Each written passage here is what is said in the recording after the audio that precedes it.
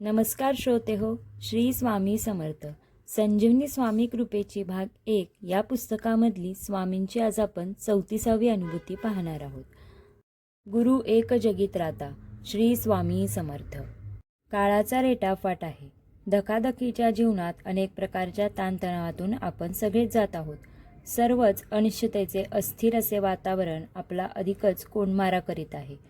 बरेचदा नको तो संसार इतक्या टोकाच्या विचारापर्यंत मजल जाते. त्याला मुख्यत्वे कारण आहे की ती म्हणजे प्रचंड शारीरिक व मानसिक तणाव. अशावेळी कोणाचा तरी आधार मार्गदर्शन मिळावे असे वाटू लागते आणि यातूनच शोध सुरू होतो, तो म्हणजे सद्गुरूचा, जो शाश्वत असे समाधान देतो. जीवन अनेक संस्कारांनी भरलेले असून आपल्या हातून वरचेवर अनेक क्रिया होत असतात. त्याचबरोबर सुखदुःख, मान अपमान, राग द्वेष हेही अनुभूती असतो. या सर्वांचा एकत्रित असा परिणाम कळत न कळत मनावर होत असतो. अशा या संस्कार संचयाने समृद्ध झालेल्या जीवनरूपी नौकेला आवश्यकता असते एक योग्य नावाड्याची. ते नावाडी म्हणजे अर्थातच आपले सद्गुरू होत.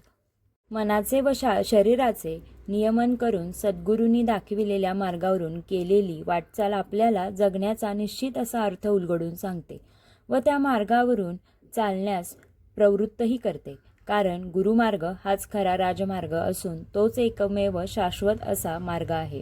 श्री गुरुचरित्रातही श्री गुरुदेव दत्तांनी भक्तांना आश्वासित केले आहे. ते म्हणतात, तुम्ही मनोभावे श्रद्धेने माझे स्मरण करा, मला साथ घाला, मात्र कुठलाही विकल्प मनात ठेवू नका.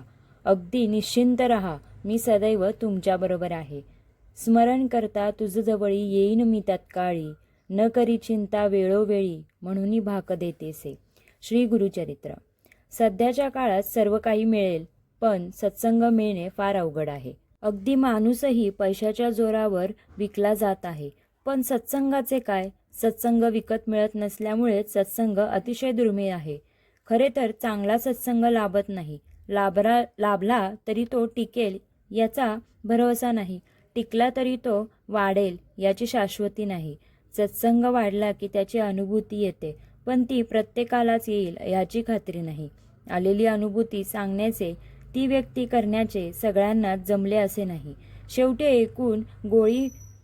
एकूण गोळाबेरीज काय तर शून्यातून केलेली सुरुवात शून्यावरच येऊन थांबलेली असते व तसेच झाले तर जीवनाचे कोडे कधी सुटणार नाही. सत्संग फक्त गुरुचरणांशी लीन झाल्याने मिळत असल्याने वैयक्तिक आयुष्यात सद्गुरूंचे स्थान अनन्यसाधारण आहे. सद्गुरू मार्ग म्हटला तर सोपा पण तेवढाच अवघडही आहे. पण तरी तोच फक्त शाश्वत मार्ग आहे. मार्ग अवघड असला तरीही सद्गुरू मात्र आईच्या मायेने, वात्सल्याने, मायेशी पाखर घालणारे आहेत. एखाद्या मातेच्या पोटी जन्माला आलेले बालक पांगळे जरी असले तरी मातेला त्याचा भार वाटत नाही. उलट अगदी प्रेमाने, मायेने ती आपल्या पाल्याचे संगोपन करीत असते. आपल्या स्वामींचेही तसेच आहे. खरे तर प्रत्येक श्रद्धाळू स्वामी भक्ताला त्यांची अनुभूती येत असते. आपल्या स्वामींचेही तसेच आहे. खरे तर प्रत्येक श्रद्धाळू स्वामी भक्ताला त्यांची अनुभूती येत असते. स्वामी दयेचा सागर आहेत. फक्त एकदा श्री स्वामींच्या भक्ती मंदिरात श्रद्धेने पाय टाकला की भिवू नकोस, मी तुझ्या पाठीशी आहे, या स्वामी वचनांची सत्यता पटते.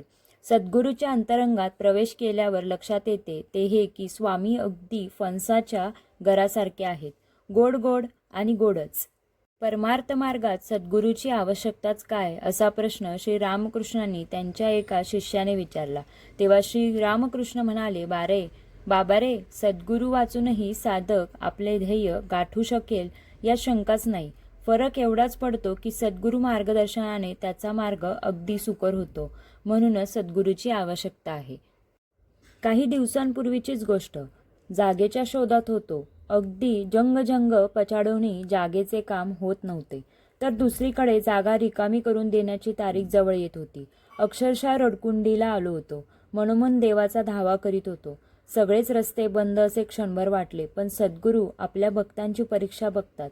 त्याला उघड्यावर टाकत नाही, हा दृढ विश्वास असल्याने श्री स्वामींची मनोमन शरण गेलो व श्री स्वामी चरित्र सारामृत वाचण्यास सुरुवात केली. आणि ज्यांनी म्हणूनच जागेला नकार दिला होता त्यातील दोघांनी होकार कळविला. म्हणजे चक्क 2 पर्याय पुढे उभे राहिले आणि निश्चिंत झालो. क्षणाला स्वामी वचनांची आठवण झाली. अगदी मनोभावे केलेल्या प्रार्थनेने जग जिंकण्याचे ताकद आहे. प्रार्थना म्हणजे समर्पण, व जिथे समर्पण आहे तिथे आहे निश्चित असे प्रेम, आपलेपणा, श्रद्धा, निरागसता. सद्गुरूंना एकच प्रार्थना, नमो समर्थ सद्गुरुदेवा, तुम्हीच माझा जीवन ठेवा. मांगल्याचा गोड मेवा आपण सदैव भरवावा. हे समर्था, यापुढे माझे जगणे असले ते तुझ्यासाठी. हा नाशवंत देह झिजलाही तुझ्यासाठी. फक्त एकच प्रार्थना की मांगल्यारूपी गोड मेवा आपण सदैव या अजान बालकाला भरवा, जेणेकरून हे जीवन कृतार्थ झाल्याचे समाधान तरी अनुभविता येईल. शेवटी एकच म्हणावेसे वाटते की गुरु एक जगीत राहता. श्री स्वामी समर्थ. श्रोते हो, आजच्या अनुभूतीनुसार आपल्या जीवनाचे सार हे आपल्याला सद्गुरूच सांगतो आणि आपल्या आयुष्यातले सद्गुरू म्हणजे आपले स्वामीच होय. भेटूयात पुढच्या अनुभूतीमध्ये. पुढच्या अनुभूतीसाठी चॅनलला लाईक, शेअर आणि सबस्क्राईब करा. धन्यवाद. दिगंबरा दिगंबरा श्रीपाद वल्लभ दिगंबरा.